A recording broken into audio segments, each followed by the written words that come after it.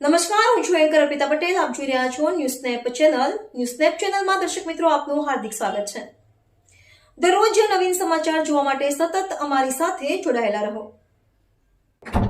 નવાવાસ ગામમાં પ્રવેશતા દબાણ માથાના દુખાવા સમાન. દાંતા તાલુકાનું નવાવાસ ગામ એક વિકસિત ગામ તરીકે ઓળખાય છે. અહીં 2 બેંકો પણ આવેલી છે, તેથી આજુબાજુના લગભગ 10 થી 15 ગામડાની પબ્લિકનું સતત આવન જાવન રહે છે, જેના કારણે આખો દિવસ વાહનોનો પણ સતત ઘસારો જોવા મળે છે. પરંતુ બસ સ્ટેન્ડથી ગામમાં પ્રવેશતા પહેલા દુકાનદારોનું અતિશય દબાણ માથાના દુખાવા સમાન છે.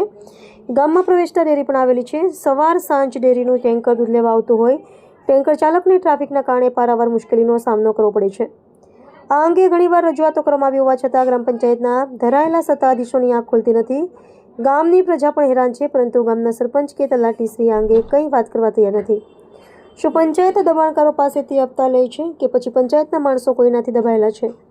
એવું લોકમુખે ચર્ચાઈ રહ્યું છે. તો આ અંગે લાગતા વળગતા તંત્રના અધિકારી રસ લઈ યોગ્ય પગલાં લે તે ઇચ્છનીય છે. રિપોર્ટર અશરફ ખાન, પઠાણ, નવાવાસ.